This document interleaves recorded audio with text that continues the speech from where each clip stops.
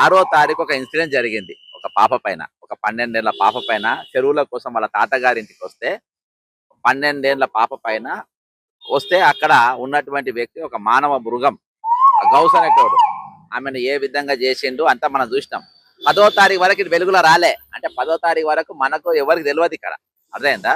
10వ తారీఖు వెలుగులోకి వచ్చిన తర్వాత అది మన న్యూస్ కూడా రాలి, అంటే అది ప్రపంచానికి తెలపలే. ఈ లోపు 11వ తారీఖు ఆ ఇన్సిడెంట్ మొత్తం వెలుగులోకి వచ్చింది.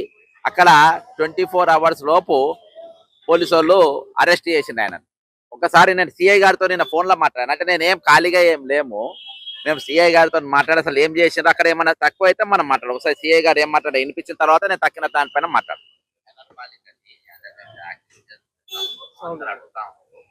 మైనర్ బాలిక కేసులో మరి ఆయన మాట్లాడతలేరు, అంటే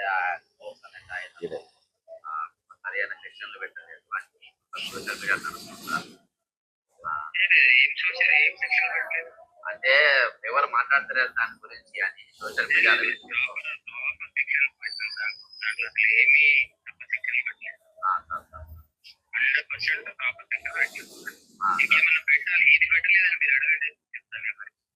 ఓకేనా. ఇప్పుడు ఆయన ఏమన్నాడు, ఇంకేమన్నా పెట్టే సెక్షన్లు ఉంటే మేము పెట్టాలి అని అన్నాడు.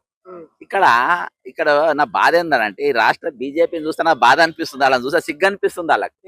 ఇక్కడ మనము బండి సంజయ్ ఇష్యూ అంటే మీరు బండి సంజయ్ అప్పుడు నోర్లు తెరిచిండ్రు, బండి సంజయ్ అప్పుడు డీజీపీ ఇంటికి ఆడిపోయినారు, బండి సంజయ్ కొడుకులు అయినప్పుడు మీరు ఎవరి సీఎం ఇంటికి ఆడిపోయినారు, మీరు గొడవ చేసిండ్రు, ఇక్కడ రౌండ్ టేబుల్ పెట్టిన, మరి ఇప్పుడు ఎందుకు మాట్లాడతలేరు అని చెప్పి మీరు అంటా ఉంటారు.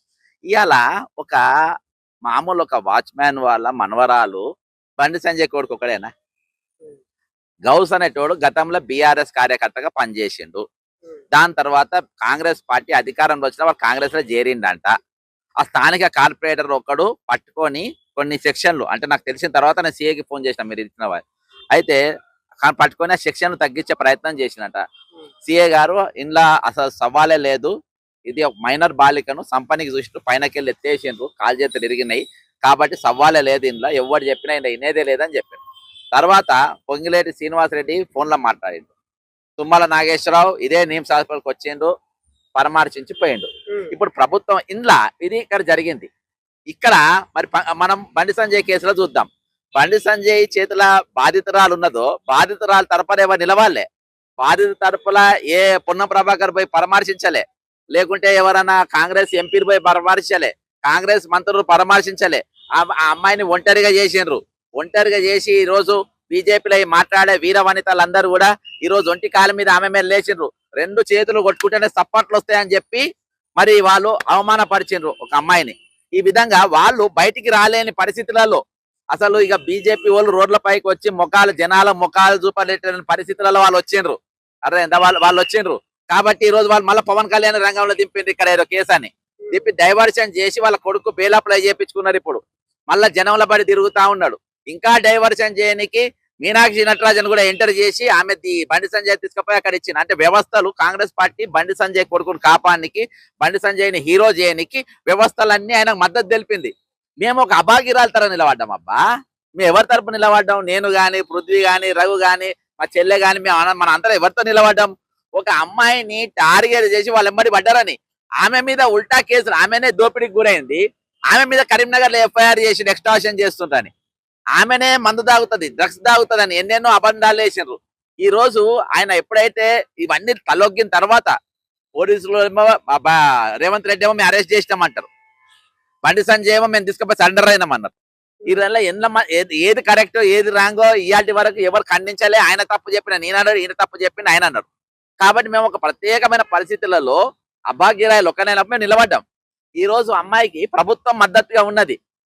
ఎందుకంటే వాడు అటాక్ చేసినోడు ఒక మంత్రి కొడుకు కాదు, లేకుంటే సీఎం కొడుకు కాదు, చీఫ్ మినిస్టర్ కొడుకు కాదు. అర్థమైందా? వాడు ఒక బుడ్డ కార్యకర్త. అర్థమైందా? కాబట్టి వాడిని ఈ రోజు వాని మీద వానికి యాంటీగా అందరు లేచిండ్రు. వాని 101% అసోంటోని ఏదైతే మరి ఢిల్లీలో జరిగినటువంటి ఆ కేసులో ఉరిదీసిండ్రో అత్యాచారం కేసులో, ఆ విధంగా వీన్ని కఠినంగా శిక్షించాలి. ఈరోజు పోలీసులు ఏ సెక్షన్, ఇంకా మీకు ఏమైనా సెక్షన్ తక్కువ అయితే అనిపిస్తే అంటే ఆ సెక్షన్ ఇచ్చేయాలి. ఇప్పుడు ప్రభుత్వం పనిచేసినప్పుడు, ప్రభుత్వం అరెస్ట్ చేసినప్పుడు, పోలీసులు అరెస్ట్ చేసినప్పుడు మా పని ఏముంటది? నా డ్యూటీ ఏముంటది అక్కడ? నా డ్యూటీ ఇప్పుడు అందులో పోయి ఏం ఏం కలవ అందులో ఏం లేకున్నా వాళ్ళు అరెస్ట్ చేసి ఎన్ని సెక్షన్లు పెట్టాను సెక్షన్లు పెట్టారు. ప్రభుత్వం ఇచ్చింది, ప్రభుత్వం మందులు ఇవ్వలేదు. మందుల గురించి నేను హరీష్ రావు మాట్లాడిండు వచ్చి. మాట్లాడిన తర్వాత వాళ్ళు మందులు అరేంజ్ చేసిండు. ఇప్పుడు నాకున్న పని ఏంది ఇక్కడ? ఇంకోటి, ఒక మైనర్ అమ్మాయిని మాటి మాటికి మా వస్తుంటోళ్ళు లేడీస్ పోయి అక్కడ సంధ్యక్క వాళ్ళందరూ పోయినరు. వాళ్ళు పోయి చూడొచ్చు, మా సొంటోళ్ళు పోయి చూసే పరిస్థితి ఉండదు. ఎందుకంటే ఈరోజు ఒక మానవ మృగం చేతుల ఆ పాప ఇదైపోయింది కాబట్టి ఇది కాదు. ఆమె రివైవ్ అయ్యేంత వరకు మనము వాళ్ళకు స్వేచ్ఛనియాలి, వాళ్ళ స్వేచ్ఛనియాలి. ఇవాళ నేను అడుగుతా ఉన్నా, మరి ఈ రోజు బీజేపీలో ఉన్న మహిళా కార్యకర్తలందరూ మీరు వచ్చి పరామర్శించారా? పోనీ రామచంద్ర రెడ్డి వచ్చిన మీ 8 మంది అదే మేము ఇప్పుడు నోట్ పైన మేము ఏడున్నాము బ్రదర్. నేను ఒక అమ్మాయికి అన్యాయం జరిగితే సీఎం ఇంటికి పోయి మాట్లాడినా. అదే నన్ను ఒక అమ్మాయికి అన్యాయం జరిగితే డీజీపీ ఆఫీస్ పోయి ప్రశ్నించిన. మేము ఈ భారతదేశంలో మమ్మల్ని ఒక భగవంతునికి తల్లిదండ్రులు తప్ప మమ్మల్ని భయపడిస్తూ ఎవరు లేరు. మేము ఎవరికి భయపడం కూడా. ఇది నేను బాధాప్తా చెప్తున్నా. నేను ఒకసారి మీరు గత ప్రభుత్వం 2 కుమ్మక్కైతే మీ బీజేపీ ఆఫీస్కి వచ్చి మీ బండి సంజయ్ ఏ లెటర్ చూపించిన నన్ను చూసి ఫరారైపోయింది ఆ రోజు బండి సంజయ్. అర్థమైందా? మీ బతుకులు అవి. ఈ రోజు మీరు దొంగలు. మీరు ఒక అమ్మాయిని ఈ రోజు జైలు ఎందుకున్నారు మరి బండి సంజయ్ కొడుకు? ఆయన స్వామి వివేకానందనా? ఆయన దేనికోసం ఉన్నాడు చెప్పండి? మహిళా మండలాలు మనందరూ ఓపెన్ డిబేట్ కు రెడీ.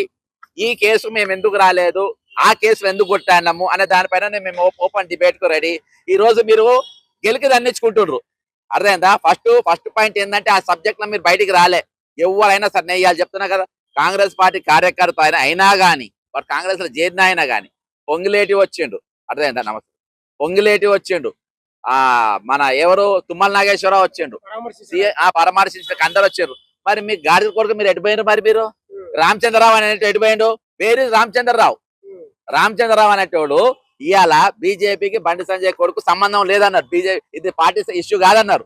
మరి పార్టీ ఇష్యూ కాదన్నప్పుడు మరి ఇంకా మీరు పార్టీలో ఎందుకు పెట్టుకున్నావు? మరి కండువ వేసుకొని తిరిగింది కదా, ఇంకెందుకు పెట్టుకున్నారు? బండి సంజయ్ ఎందుకు మంత్రి పదవులకి వెళ్ళి తీయలేకపోతున్నారు? క్యాబినెట్లకి వెళ్ళి ఎందుకు తీయకపోతున్నారు? ఇలా అమ్మాయి పైన అత్యాచారం చేసిన వాళ్ళందరినీ చుట్టూ కూర్చోబెట్టి బ్రహ్మాండంగా అత్యాచారం చేసిన అమ్మాయిని 2 చప్పలు చేతులు కొట్టుకొని చప్పలు కొడతాయని చెప్పేసి ఇప్పుడు మా మీద సోషల్ మీడియా ట్రోలింగ్ చేసిన వాళ్ళు అంటే అందరూ కూడా బండి సంజయ్ కొడుకు ఈ విధంగా అత్యాచారం చేస్తారు ఇలా చప్పలు కొట్టిన వాళ్ళు ఎవరు? మా మీద ట్రోలింగ్ చేసిన వాళ్ళు, చప్పలు కొట్టిన వాళ్ళు, సూపర్ పర్ఫార్మెన్స్ చప్పలు కొట్టిన వాళ్ళు 10 రోజులు మీరు తప్పించారు మిస్టర్.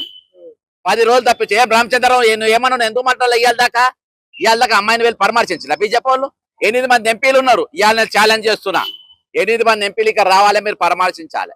8 మంది ఎమ్మెల్యేలు ఇక్కడ రావాలి, పరామర్శించాలి. రామచంద్రరావు అనేటువంటి ఇక్కడ రావాలి, పరామర్శించాలి. మీ ఎమ్మెల్సీలు ఇక్కడ రావాలి, పరామర్శించాలి.